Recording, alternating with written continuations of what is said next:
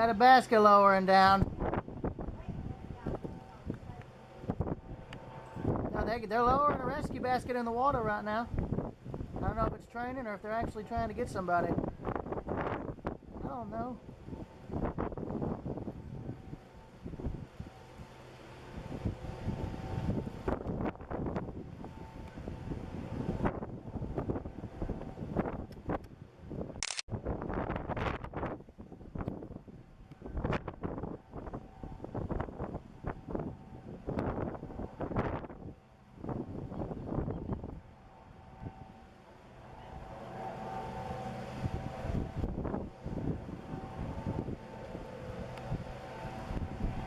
They're having to go with the current. Being pushed back this way.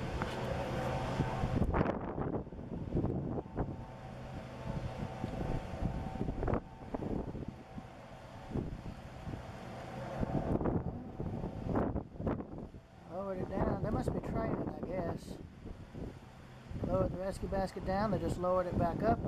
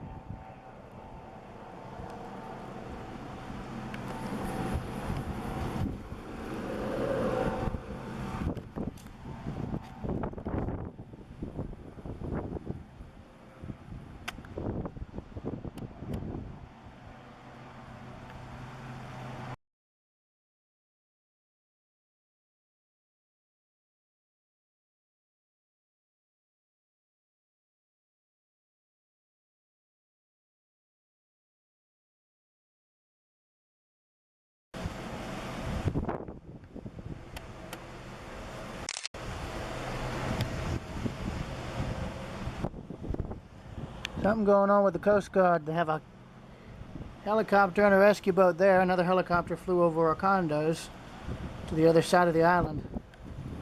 Something's going on out there, but I don't know what.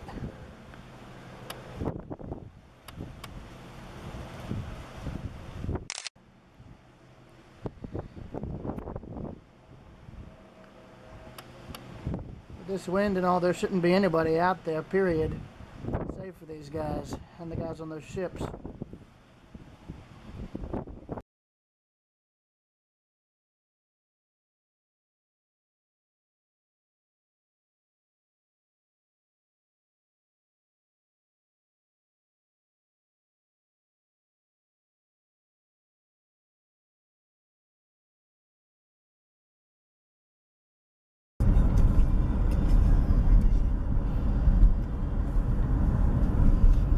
Yeah, the highway followed the railroad straight in, right alongside, and power lines are the reason the old right-of-way is still open, so they can maintain the power plant.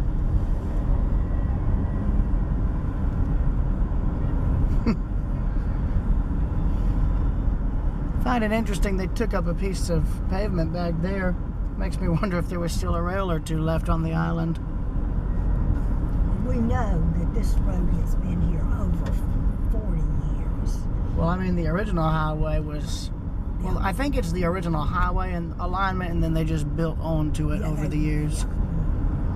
I mean, the 4-lane the way it is. Yeah. Because it was here. It's been here 50 years. Because when we used to come out here for when George was in the National Guard, we'd come down here while he was in summer camp.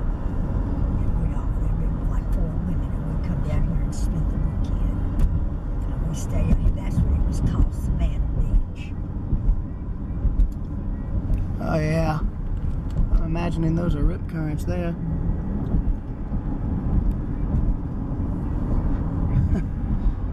It says they're open, but I don't see anything out on the main sound in terms of dolphin tour boats or what have you. I'm sure. I doubt that they. Yeah, I really doubt they're open given the Yeah. conditions. Yeah, that's what I was thinking. I would be surprised.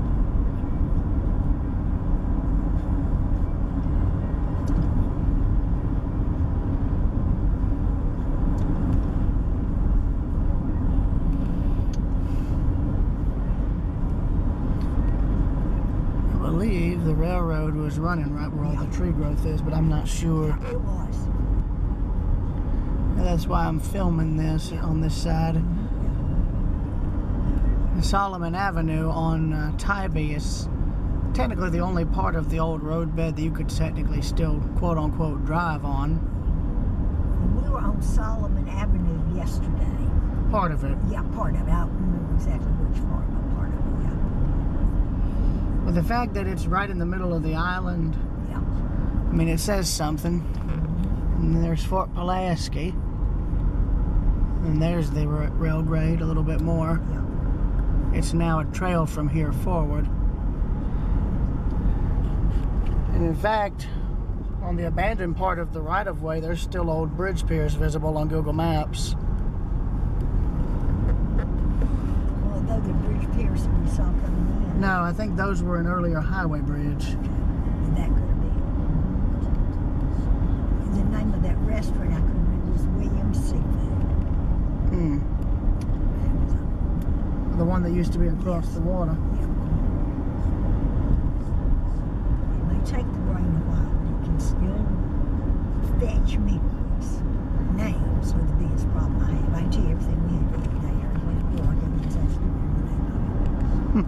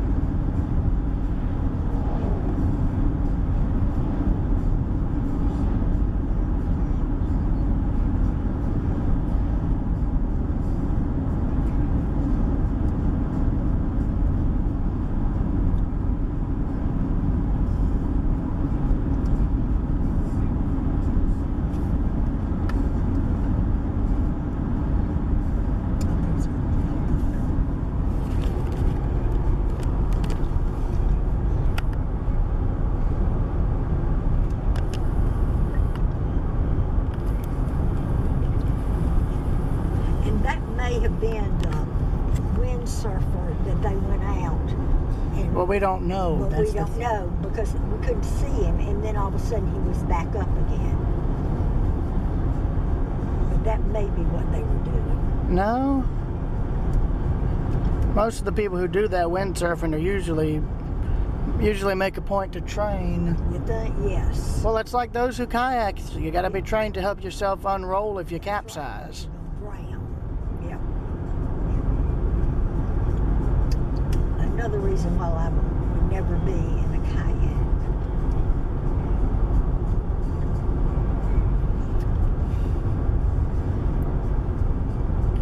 Yeah, but the old rail bed is an is an accessible walking trail all the way down until about the river down there at that bridge. The railroad crossed further out, pretty much where that river, tidal marsh river, whatever it is, meets this one. Yeah.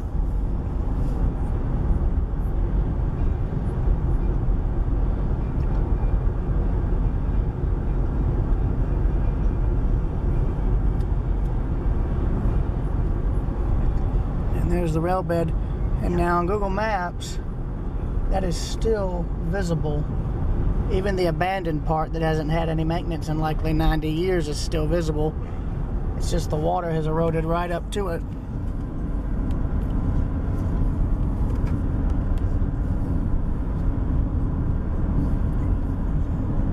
Down here is the old highway alignment.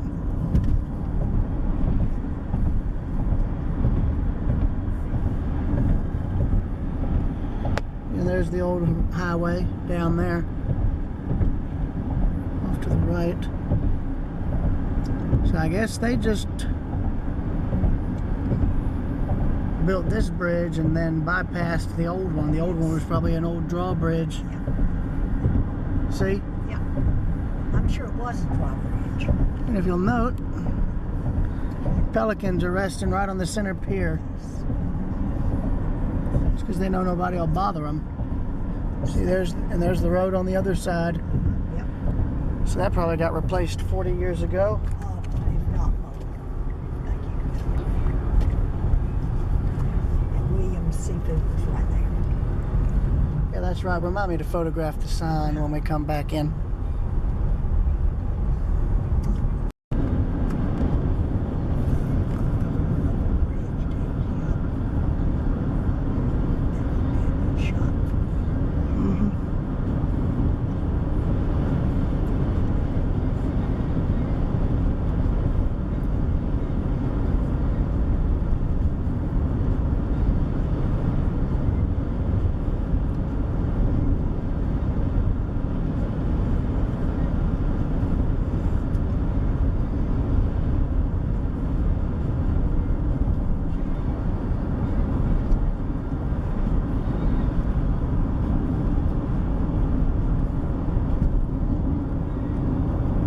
Of course, the There's an old bridge down there. I said, you know, there's an old bridge. What was an old? Yes. Before they built this one. Yeah. That's a biggie too. Well, that was probably a drawbridge at one time, and they just, instead of bothering to maintain it, they just built a new bridge. That just seems to be how it goes on the coast now down here. All the old drawbridges that are left, like there's some on some industrial roads in Savannah that are finally being retired.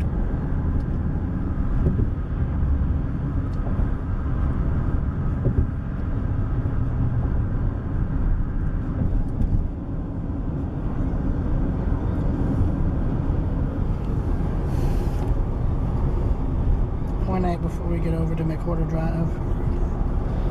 It's going to be turning left. Buzzards.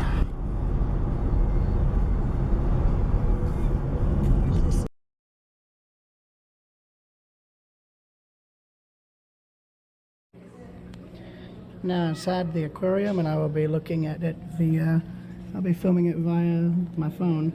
So here's another starfish, like the ones at Tybee's Science Center. Again, you can see they're using the tentacle-like suction cup feet to help themselves move along the glass. You can see another starfish there resting on the bottom along with a pipefish, and then a general hermit crab. I'm sure there's a proper name for it, but I don't know it. There's a better view of both.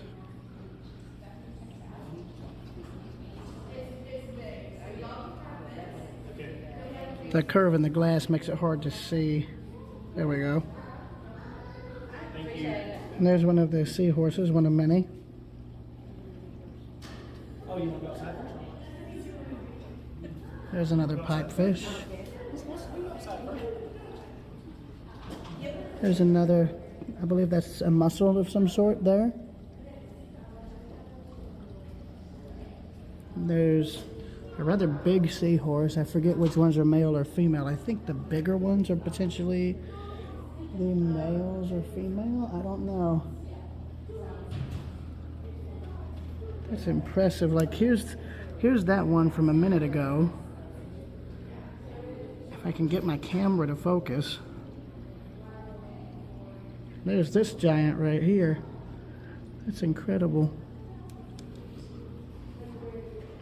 And then there is the extinct Atlantic gray whale, which could technically be considered as one of the first whale species unfortunately killed off due to humans. But that was also back in the 1700s during the whaling era, so this is another reason why I say don't look at my videos as a way of visiting the place. I'd recommend you come over here for yourself to see all this for yourself, because I can't show everything, nor do I show everything. I'd prefer to let you guys see it for yourself, but I'll give them points. I love the mural of the whale. It looks nice. I don't know who did the murals for the exhibit, but I love it.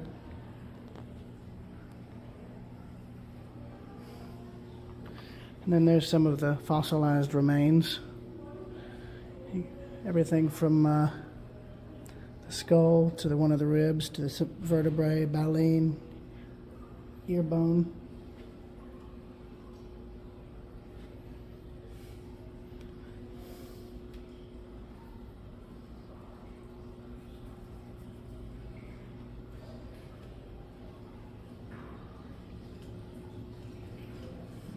Yeah, there's a poster for all of the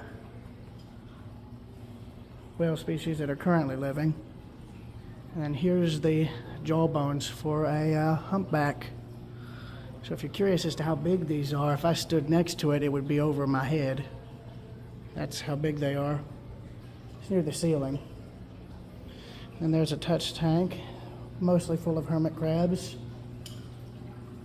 And there is a pile, a literal pile of horseshoe crabs. You see these little guys, you see these suckers all over the coast. You can see they're just casually walking over each other.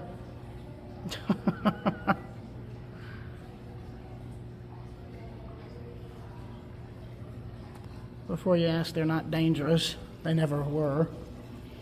But this is about as close as you can get to living fossils.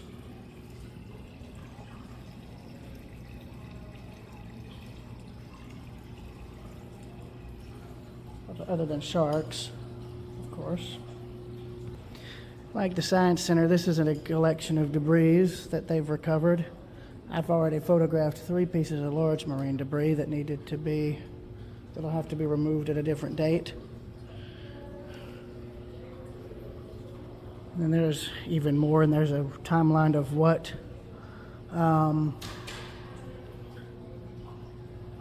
what's usually found and how long it takes to decay. And I want to point out that when this stuff does break down, it doesn't just disappear. It becomes microplastics, which have now been confirmed to have made their way in our brains from what we eat. So that's just proof that stuff like that will still end up in the food chain. Now this stuff ends up disintegrating because it's all paper products and pulpwood. That can rust and degrade. Now glass, I mean, I've heard stories of old messages in bottles being found nearly 200 years after they were cast overboard. And then of course you have ghost netting, which is a really big problem for sea turtles and whales and other species. Balloons, those are a big problem for birds, among other things. The bags especially are a problem for sea turtles because they'll eat them thinking they're jellyfish and they'll end up, and that kills them.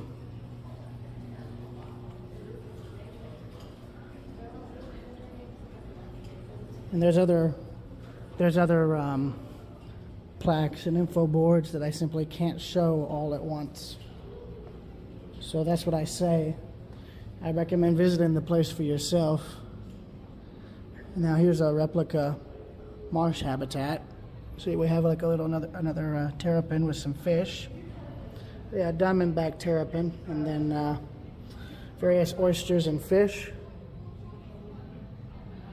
From going from right to left slowly.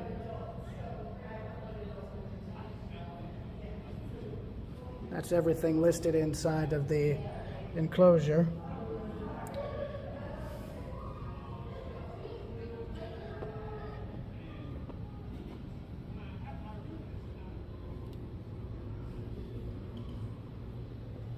There's whiting, birdfish, and spot. And there's a puffer fish. Oh yeah, that's what the birdfish is.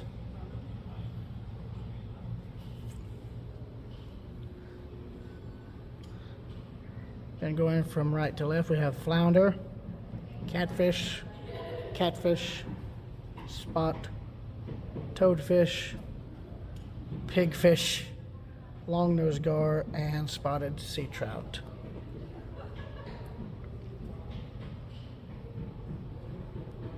There's the gar, there's the catfish, a bunch of others. I love the bubbles.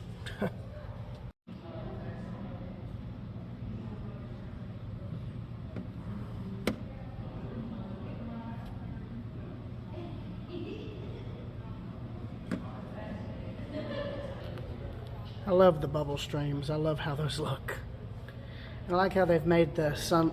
I love how they've imitated the sunlight glinting down through the water. Fish, fish, fish, fish, fish, fish. Moving right along. We have more pigfish, black drum, toadfish, snapper, perch, croaker, and bumper. What interesting names. And then there's the whole school of them all swimming around. Having to go through this quick because I need to use the restroom bad, but also, oh yeah, here's some rays. Got mullet, perch, stingray, moonfish, spadefish. That's everything schooling around up there. And note the lighting they use. They use the lighting that you would see a lot of filmmakers who do ocean work use. So you can see all the vibrant colors and stuff. In normal sunlight, you wouldn't be able to catch all this. Like there's the rays swimming around.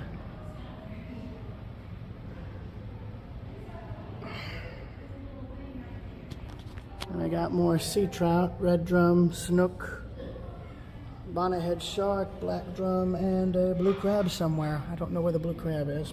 Probably elsewhere in the exhibit.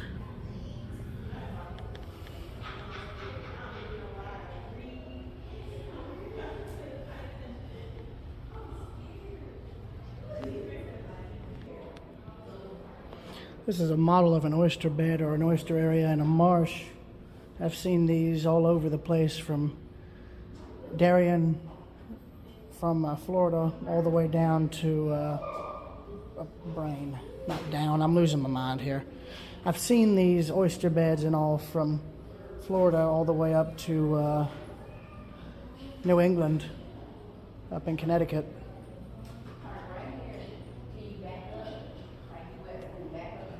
And then there's a diorama of a coral reef, which are critically threatened right now due to rising ocean temperatures and it bleaching due to acid and stuff.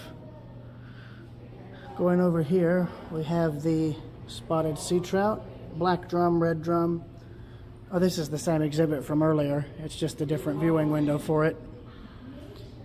Fish. Fish. Fish, shark, fish, shark. That's technically a hammerhead. Or one of the, yeah, smaller of the hammerhead. What the? Who just tapped the glass? Don't they know not to do that?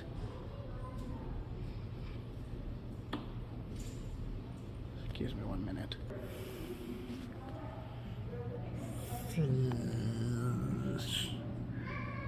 I'm zooming. I've got the camera set real close to the glass so you can see all this in good detail. You can see the scale detailing, among other things. See, they're all coming over to me to check me out.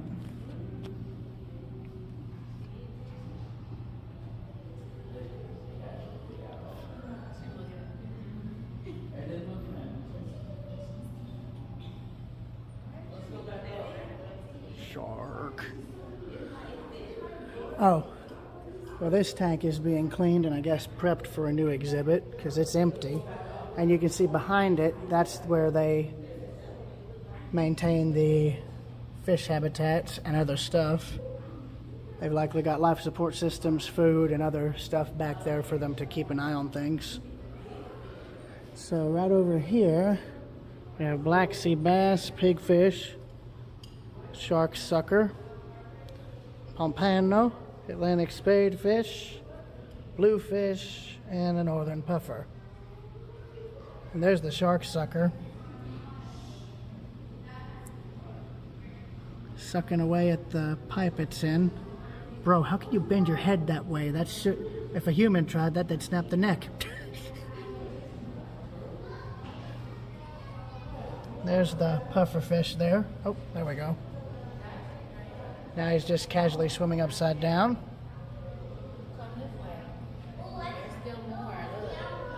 Bro's just casually swimming inverted. If I tried that, I would go unconscious. More fish.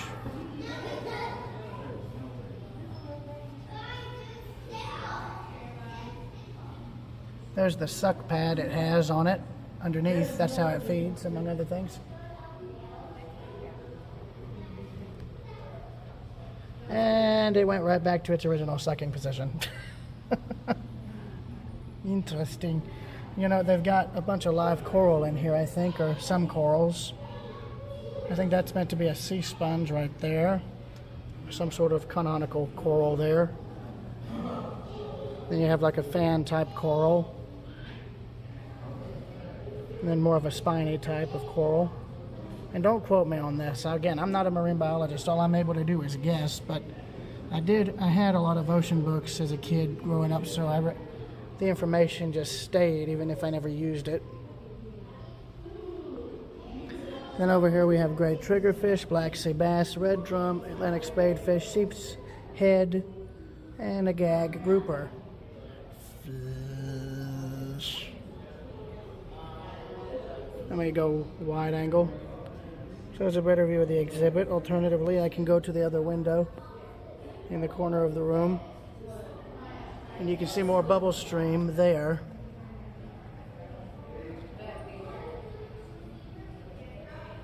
You can also see all the artifacts on screen because of me zooming in.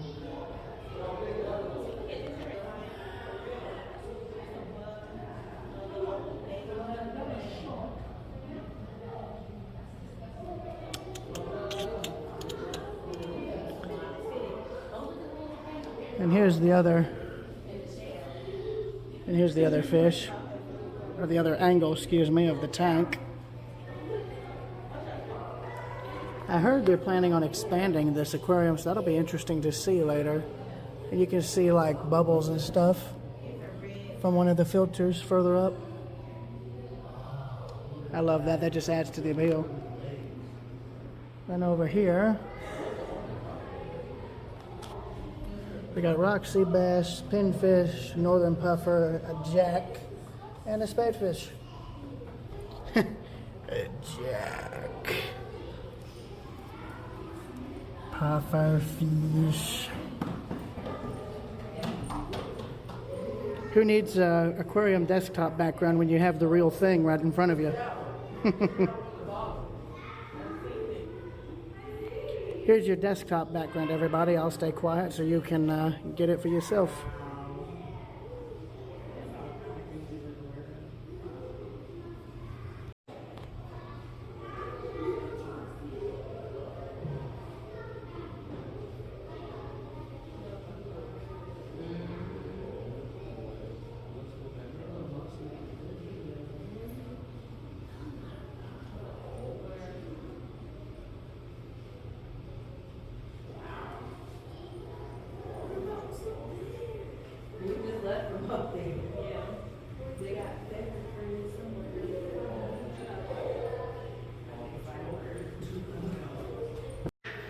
So we got a slipper lobster, and a butterfly fish. So there's the butterfly fish. If you've watched the show Tanked, that's one of the fish they would look at. You also have a hermit crab there in the corner. Lobster, lobster, lobster. If you've heard of the B-52s, you'll remember they had a song called Rock Lobster.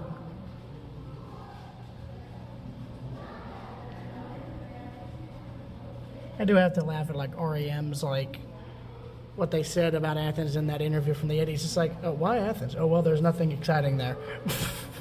That was bad.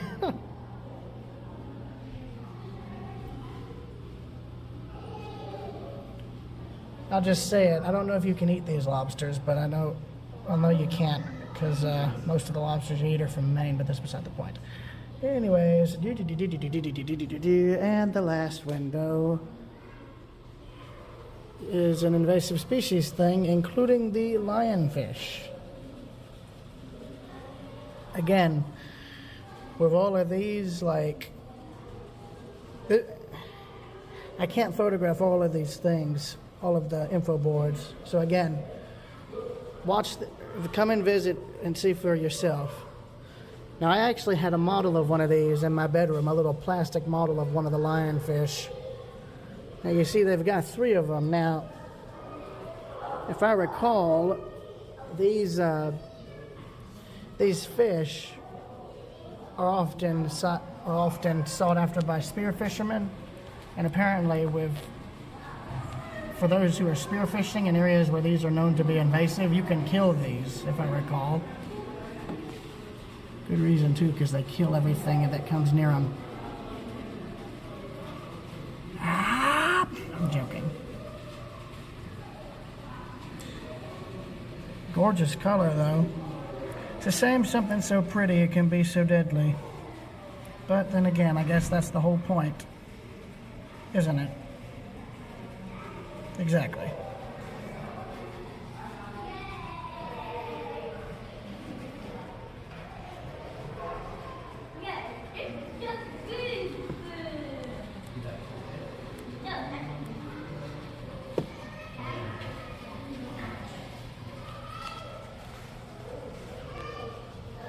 Probably feeding them right now. That's why they're up there at the lip of the tank.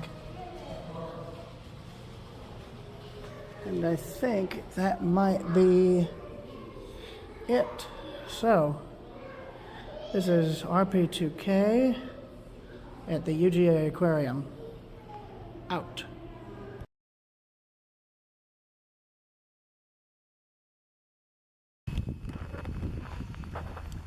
Currently at an aquarium/marine science center run by the University of Georgia here on Skidaway Island. Currently walking along the nature trail to try and give the aquarium time to thin out in terms of people. It's hard to do recordings in a place like that when it's just really, really busy.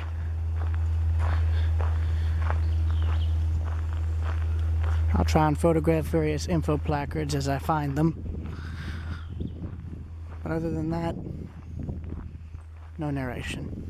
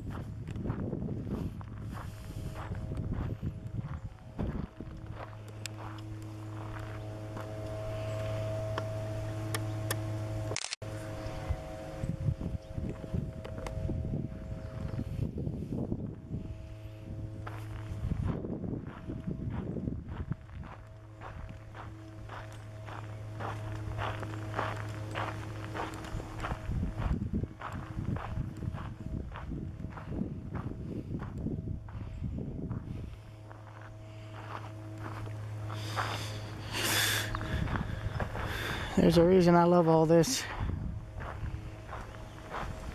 It's because most people today just don't care about this stuff, it seems like. I've been going down to the Georgia coast now for over 20 years. There's a reason I call it my second home. And there's a reason I constantly hope and dream and plan to try and move down here, even though I know that'll never happen. I know I've been rather vocal in terms of my political opinions, but I'm genuinely scared for all of this. I'm scared that current politicians and people just no longer care about this stuff enough to keep it as you see it right now. I'm worried most people now would just let this all disappear and not bat an eye, nor shed a tear. And it's a scary thing.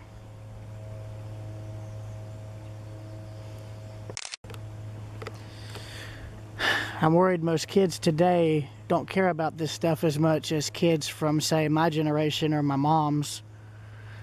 And I personally blame all the technology we have, the computers, the phones, and I have no room to talk. I'm just as addicted to them as everybody else is, but I still make a point to come out here. And it's why I always say in videos pertaining to all of this that I want y'all to come and see it for yourself. Don't just look at my YouTube video and use that as an excuse to say that you've seen this place, because it isn't, and it doesn't work that way. If any of y'all are near Georgia or in the area visiting, come to the Georgia coast and come experience it for yourself. That's the best way to see a place like this. As I just said, that's why I always say in some of the videos I film regarding natural stuff that if you see this video, I want y'all to come and see the place in person for yourself. Don't use my video as a, way of seeing it without having to visit like so many other places. I want y'all to come here. I want you to see it, and I want y'all to support it if you can. Because this stuff means a lot to me, and it means a lot to a lot of other people. Showing that you care about it helps guarantee its survival. Visiting it helps guarantee its survival because it reminds people here and people in higher places that this stuff still matters and that people will still come and visit and spend money to keep it that way. To keep it so you can still visit, you know?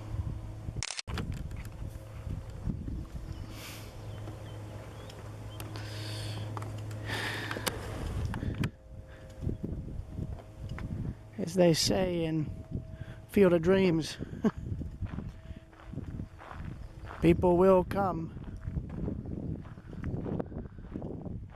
People will come as long as you keep it here and as long as you take care of it.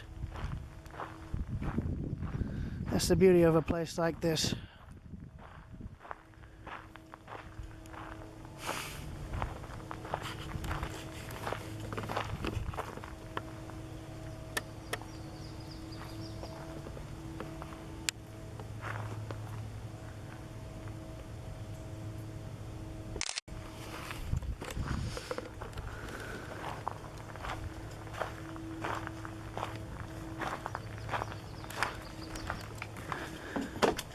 Now see, if I were able to get a place on the coast, be it land or whatever, something this big would be more than perfect for me.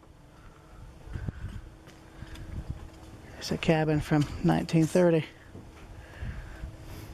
There was a place similar to this on the Okefenokee Swamp that I remembered seeing years ago.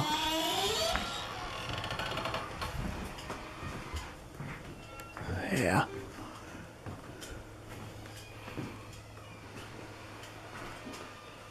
Good example of why I say, come and visit all this for yourself, because I can't, photograph all the info placards.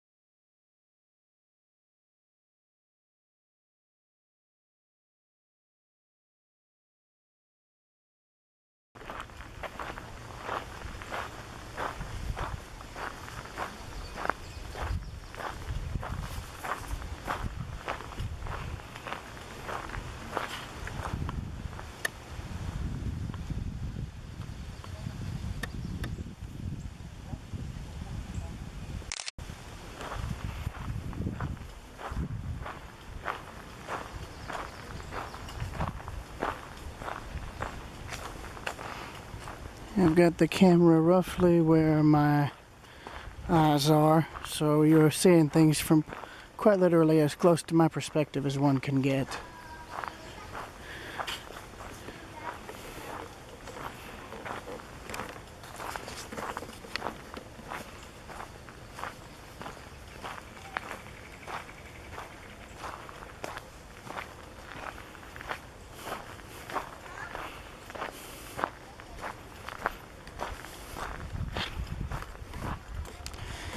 Camera's going vertical so I can get these trees.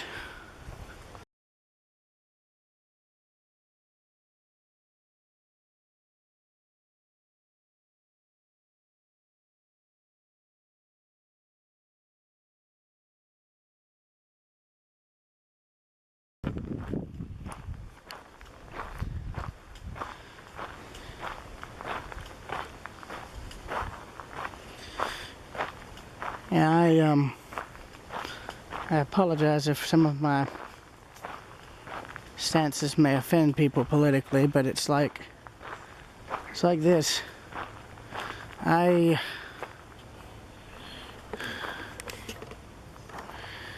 care about all this, and I don't want to be seeing it all disappearing in I or my siblings' lifetimes because of greed, be it corporate or political. And I certainly don't want to see it all disappear because of people no longer caring. Excuse me.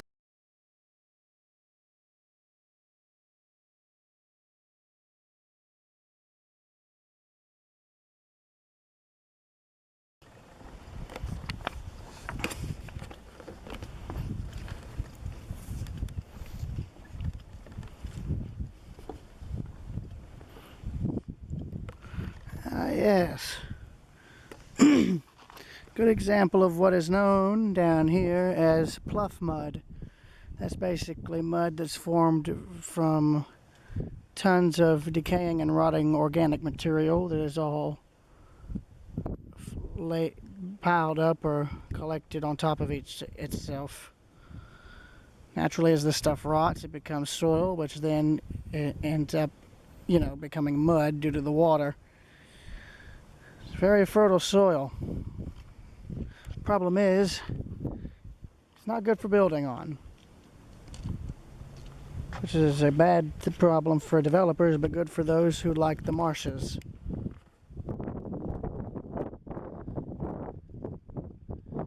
This is the Tybee River.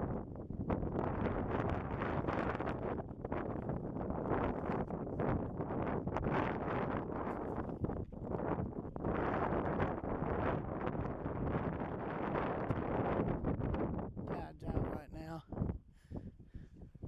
You can see, the further out I go, the more water is visible. And that's because of the land dropping. See, it's higher there, but as you walk further out, it gets lower and lower until you get into the water. And if you walked in that, you'd sink down about a foot or two into mud. I learned that the hard way down in a small place in Georgia, and I think that sheen on the water is either, I don't know if that's oil. It could just be floating sand. I'm gonna go with floating sand.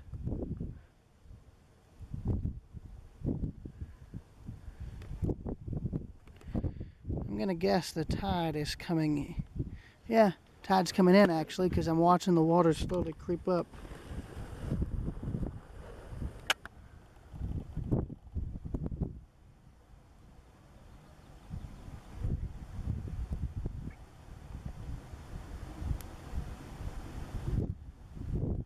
You can actually see the water slowly rising in the camera lens here actually, so the tide is actually coming in right now. That's interesting.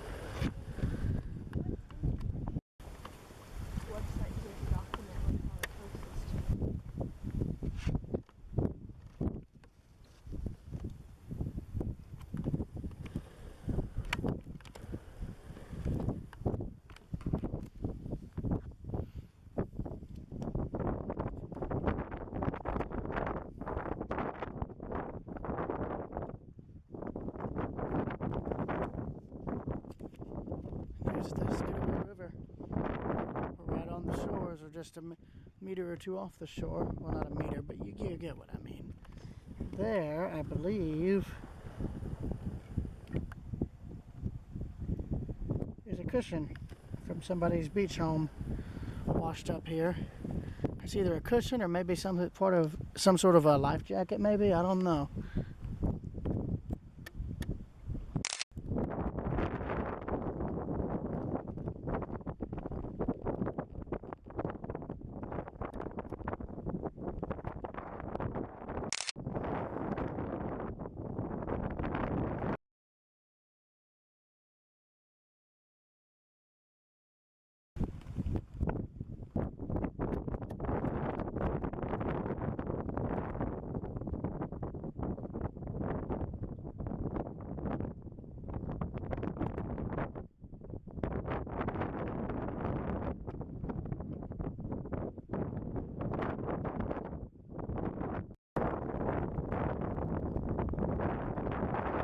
And the tide is actively coming in right now.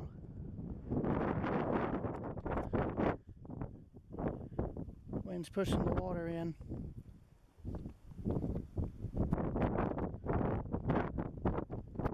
As I walk up to where the mud is getting submerged, you'll see, oh, there's a gas can right there. That's exactly what that is.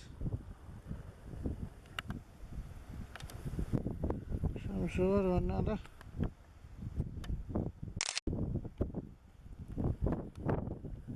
I'm going to end the recording real quick. I want to make sure I get these things photographed so that the people over at the Institute here can get it up.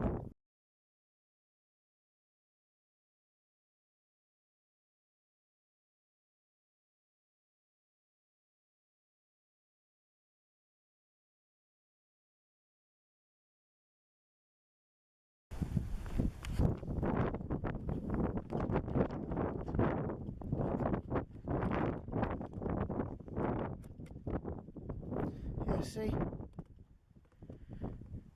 Tide is actively coming in. There's more trash. Yeah, that's actually one of the brochures that somebody just threw away right there in the marsh. Now you talk about cruel irony. Yeah, well, in this case that's paper, so that'll disintegrate really quickly because of it being in water. After all paper is just compressed wood pulp. That's about all that is. There's something there. There's something skittering in the water. Don't know what it is. Oh yeah, see? Tide's coming in now. It's coming in quick.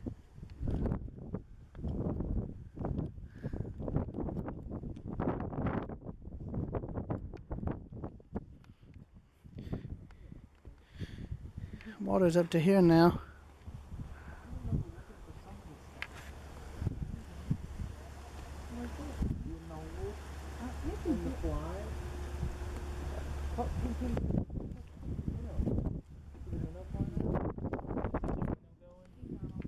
I know he's not on there,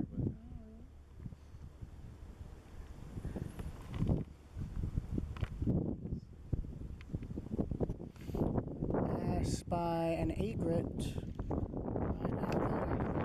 That's a good spot. I used to photograph these birds on this stove all the time.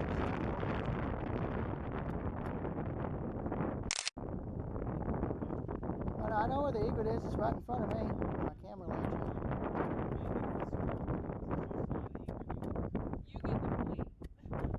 I ain't playing no game.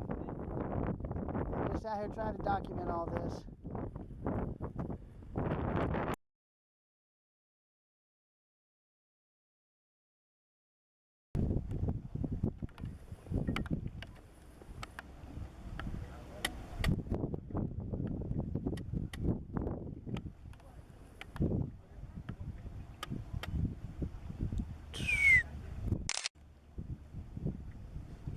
Another egret.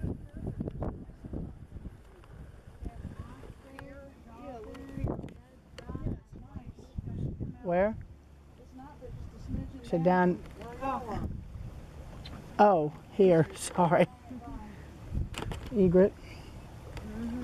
Yeah, we thought fly right in front of him. Yeah, there.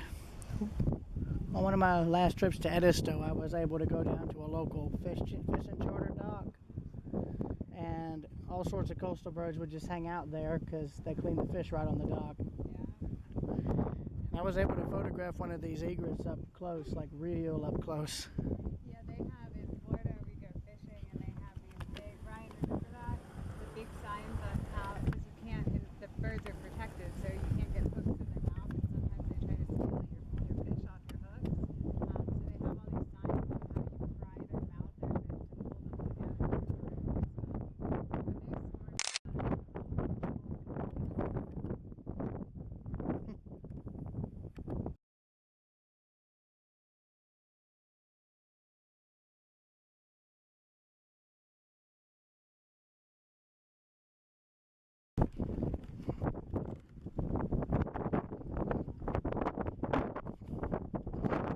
On now with the rest of the trail, and then I'm going to go and check out the aquarium once I'm done, because this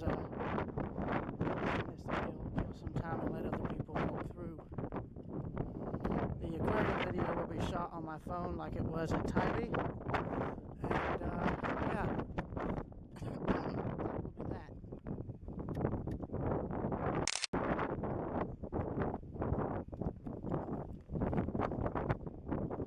Tide's mostly in now. If you remember, a few minutes ago, all this was relatively moist pluff mud. Now, look at it. It's all wet.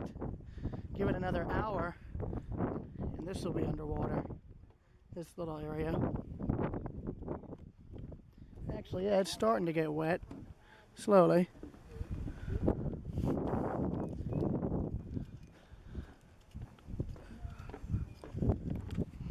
God, that is a gorgeous thing with the trees. The sun is just right in my face, though, so it's really hard to photograph the moss.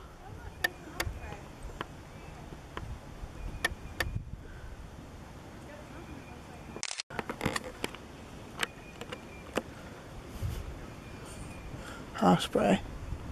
Where'd y'all see the osprey? It's just flew this way. It looped around and went back that way. Probably a nest somewhere in here. It's got something in its claws. Either fish or nesting material.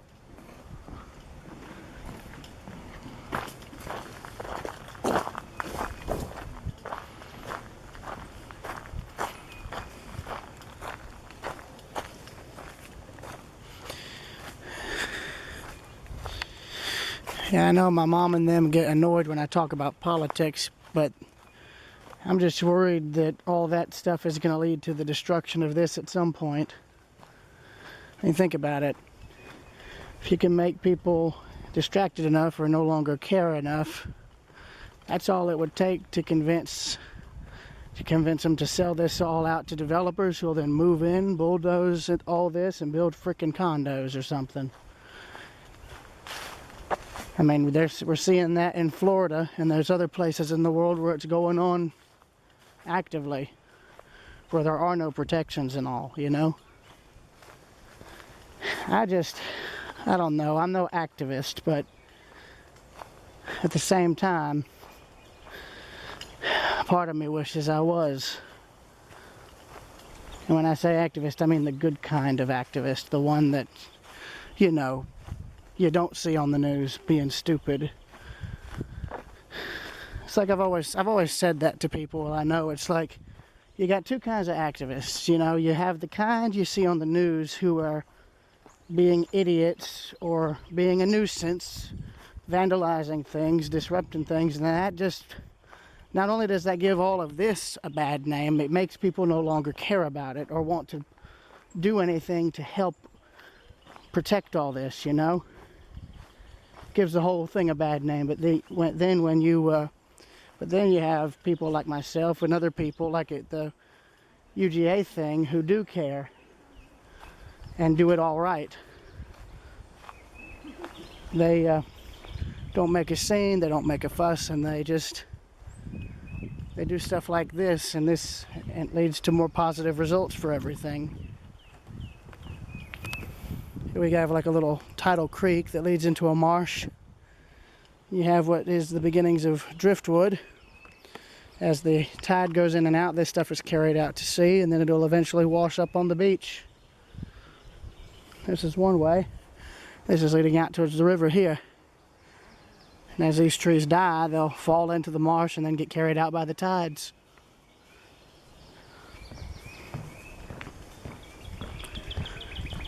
Now we're entering into a pine grove. Now, that tree there is likely dealing with either pine beetle or is just dead from either age or salt water encroaching on it. And you can tell it's been dead a while because that is pure rot right there. That's what that is. Pure rot there and there. It's just sun-dried. You can smell the pine.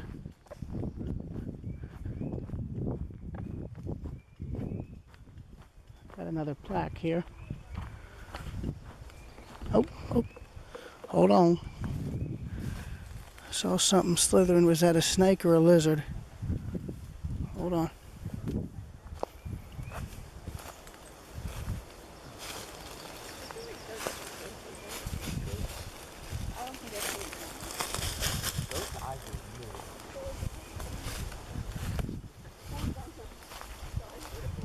Ah, yeah.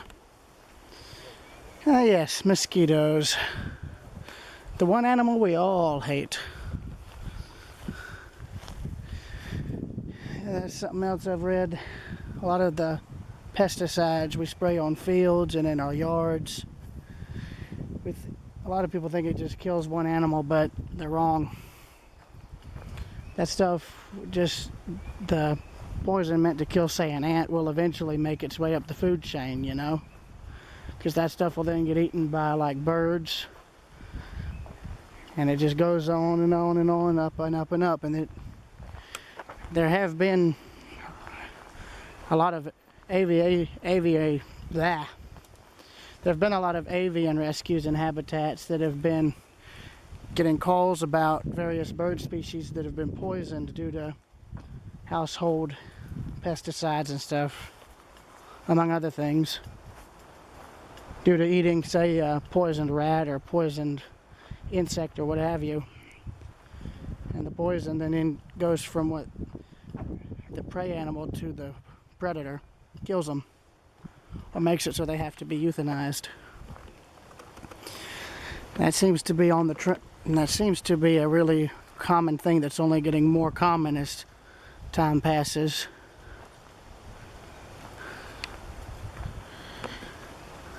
I understand I'm no scientist, I'm no biologist, and I'm no activist. I'm just a photographer, but because I'm a photographer, I care about all of this. I want to make sure it's still here.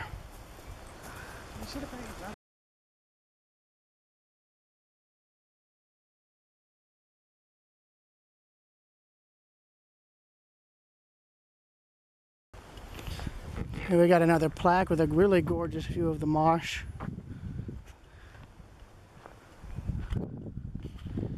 Oh yeah, sea level.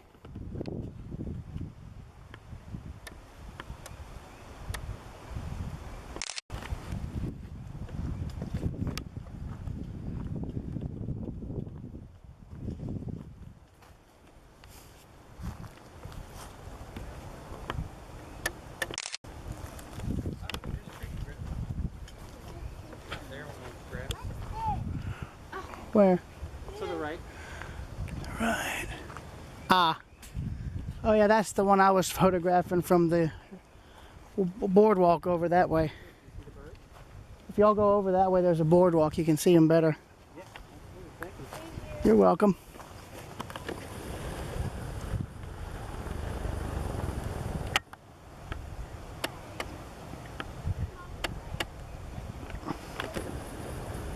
Same egret from earlier.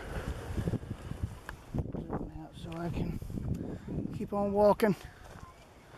Let's see, time is 1:59. Got over here at about 12:30.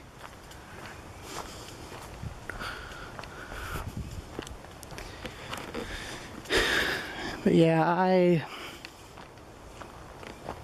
I've always said every time I visited the coast, be it here, be it in Florida, be it in Edisto, that I wish I could just live down here. Maybe not directly on the water, but close enough to where I could drive back and forth, you know, be it for work, be it for leisure, what have you. But it's just gotten to where that's, for someone my age, that's just not possible anymore. 50 years ago it was, but now I don't think anybody will be able to afford to live down here.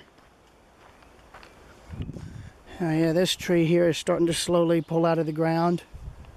Give that another 10 years, it'll be on the ground. Maybe less. Either that or this tree here will hold it up, this pine. But yeah, like ever since I moved in with my grandmother in 2021, I've been trying to think and plan of a way, of some way to where I could live down on the coast, to where I could get a job that would make it work. And all those plans failed. Mainly because mainly because I'm not even able to save enough money to make a move like that happen. Even just the move part would be a fortune that I just simply can't pay.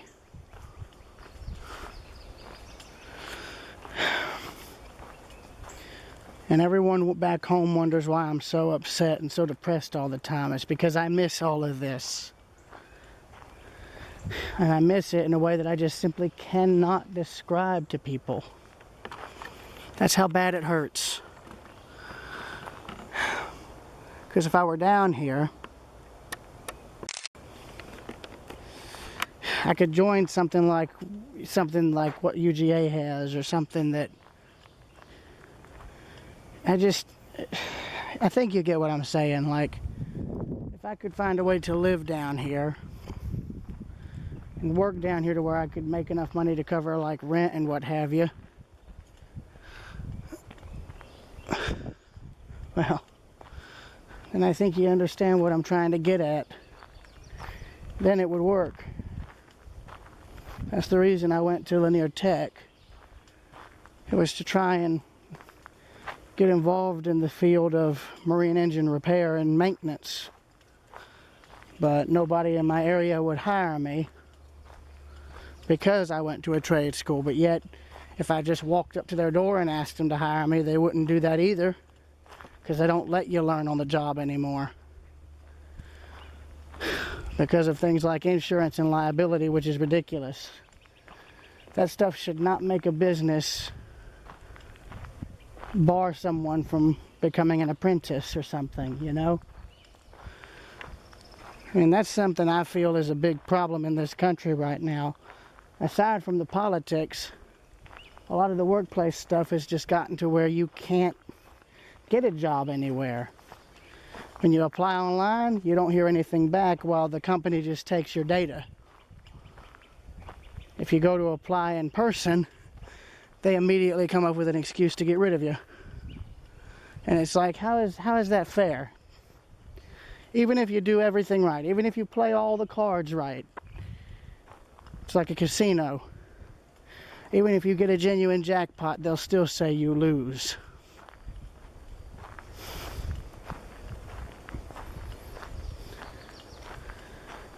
And people wonder why I don't gamble. Now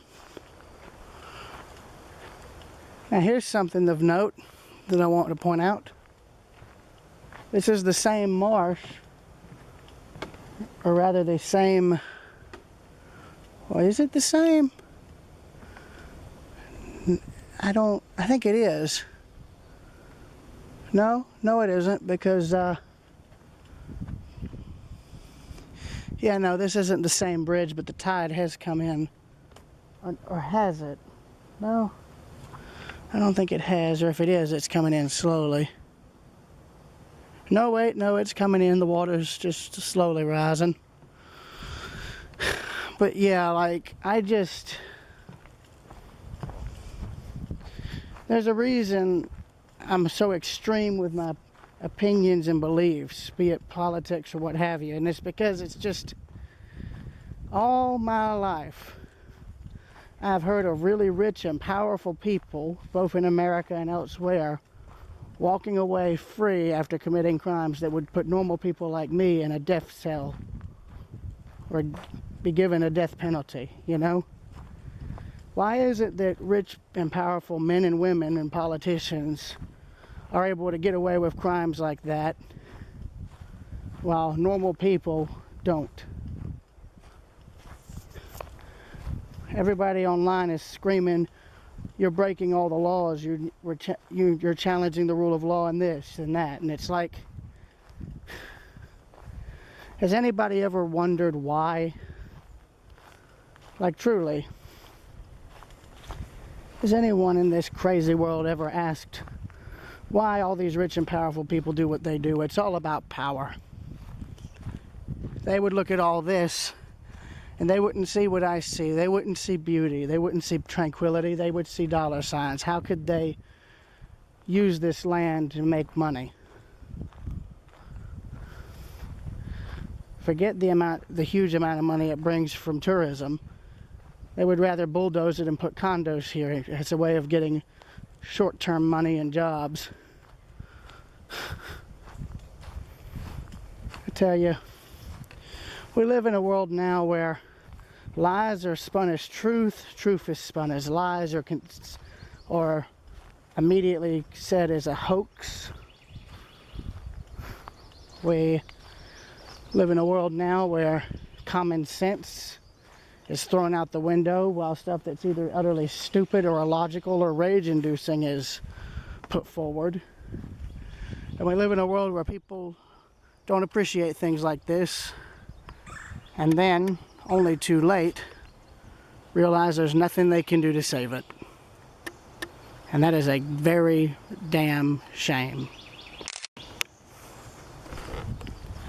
And when I say most people, I mean like people my siblings' age, those who are younger and just don't care. And that, I think, is the biggest problem. That's what I think is the biggest problem with everything going on now. Most people past my generation just, and even people my mom's age now, just have gotten to where they don't care about keeping the environment protected and preserved for people like my little brother, who's now maybe 10, 15, 20 years younger than me. Most people my age don't care about whether or not they litter or whether or not they vote. I mean, the fact is that people just simply don't care about anything anymore. They don't even care about being nice or courteous anymore. And I think that's why I'm so depressed about just everything, you know. It's like people just don't seem to care about anything anymore. Or it just seems that way. There are people who care, don't get me wrong, about everything I've listed. The environment and politics in particular, but they often don't voice it. I think the late Dr. Martin Luther King had a speech where he brought that up. I don't remember exactly how it goes. I just know that it was along the lines of, we'll remember not the injustice and the bad of the bad people, but rather the silence and indifference of the good people, or something to that effect. I'll have to find the speech.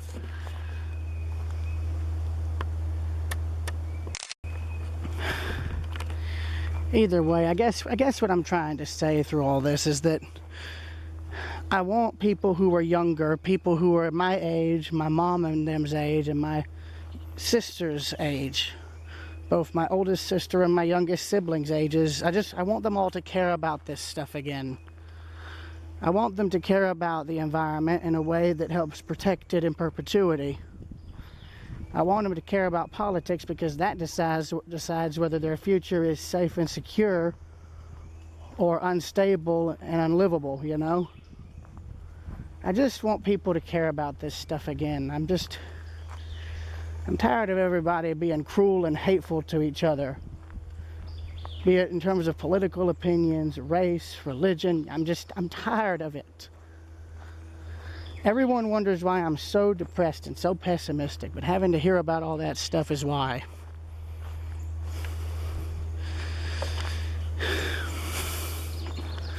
To people younger than me, I'll just say this. Change what you can now, as fast as you can.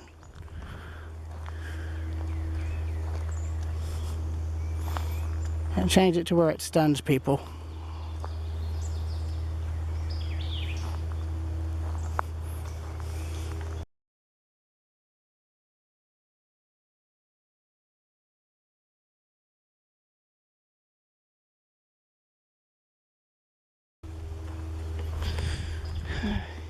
Oh, that's neat. The tree just wrapped up in vines. I love stuff like, now see, this is stuff I like. There's a reason I photograph things like this.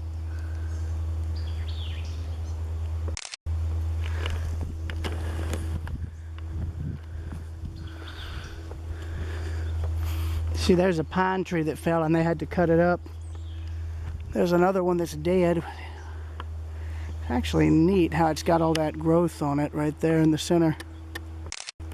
Let me zoom in on that a little more. There we go. But yeah, I mean what I say. Like, I know a lot of times when I talk in these recordings, a lot of what I say doesn't make sense. And that's just sometimes how my mind works. I can't get stuff out in order or in a way that makes sense. But if you take time on it,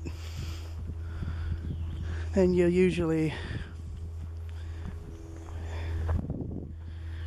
you can get what I'm trying to say message-wise. And here's another cabin that's unrestored. That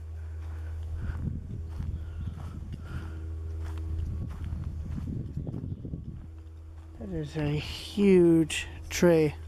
It's one of those old live oaks. Yeah, y'all were trailing behind.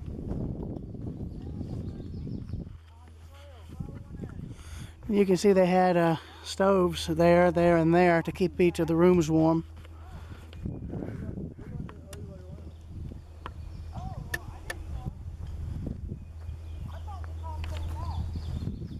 We're walking back.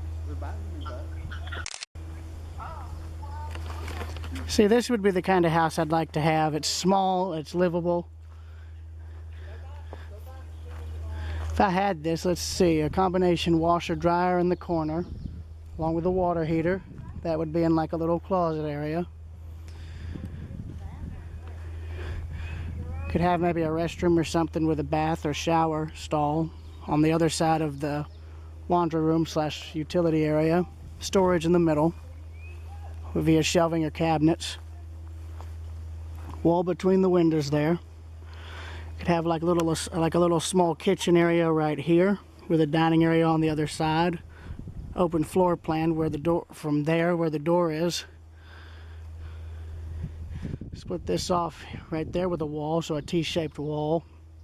Have a bedroom there, a small bedroom, and either a living room or study combination on the other side. That's what I'd do if I had a house this size, and this is what I would look for if I could rent. I mean that. What I just said in the recording just now is what I would do if I had a building of this size. That would be my kind of living space. Something small, something easy to heat and cool, something easy to maintain. This right here would be my place of peace. A house this big in a place like this. That would do more than any therapist ever could. I mean that. I really, really do.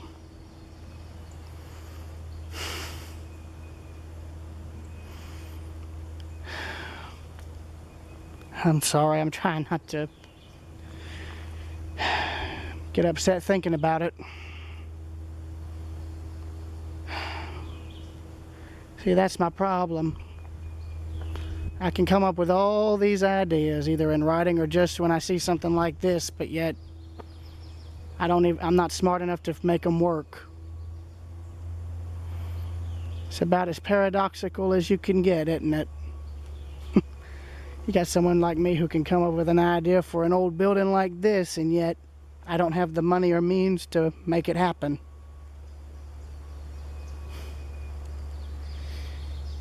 And they wonder why people my age are committing suicide left and right, or just not moving on out of their parents' place.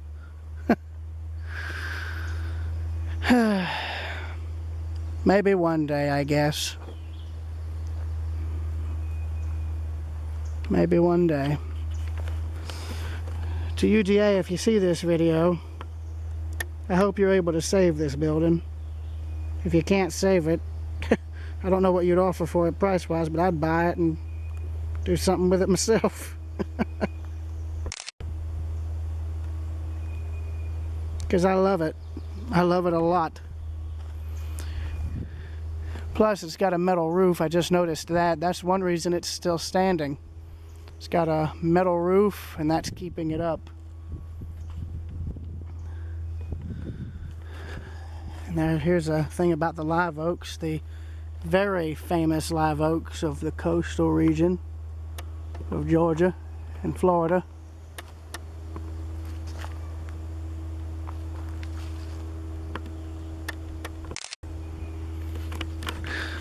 And I love the mural they did for this. Props to UGA for the info board. That's the best kept one I've seen. God, I love this Spanish moss. Yeah, the camera is going to be going vertical a lot right now.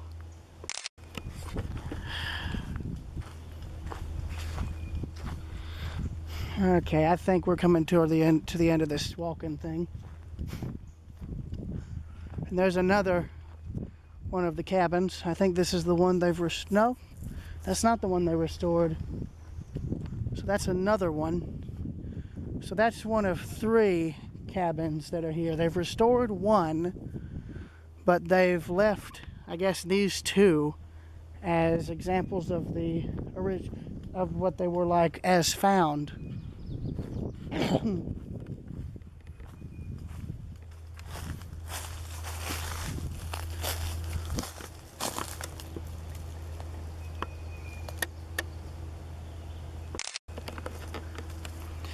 Like I said to UGA, if y'all don't want these on y'all's property, if y'all are, I was going to say, if UGA could quote a price, I'm sure somebody would jump at the chance to move one of these out of here and make it into like a proper home. Or alternatively, UGA, if you see this, y'all could fix this cabin up as well as the one down there, and y'all could make them into maybe like rentals for people who wanted to come down here and either volunteer or study on campus. The only thing is they would have to help care for the buildings. That's the trade-off. If they want to come down here and volunteer, they would have to help keep these buildings up so that other people could do it.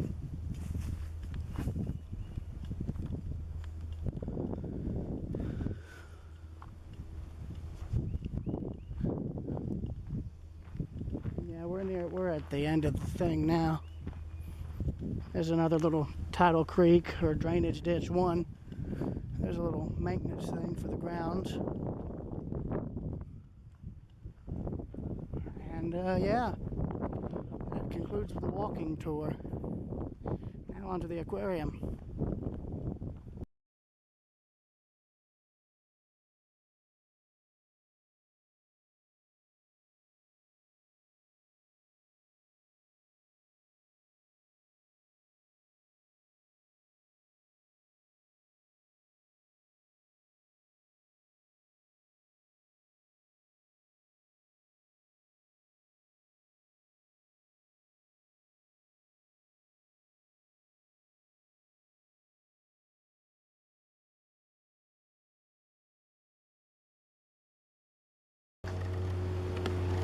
We've got a little turtle pond here.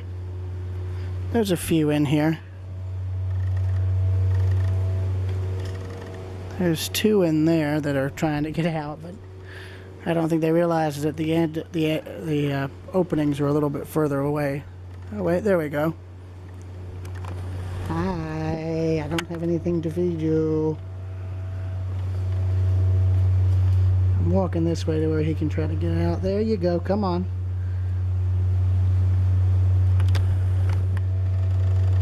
Come on.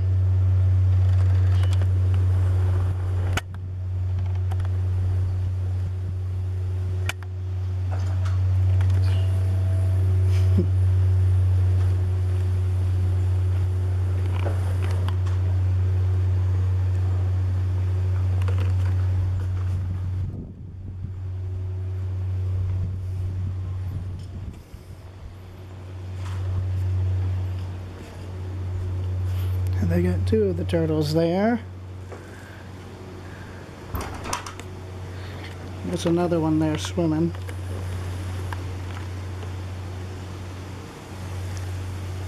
There's one right there. And there's two right here. Or actually three, excuse me. Basking in the sun. I don't blame them one bit.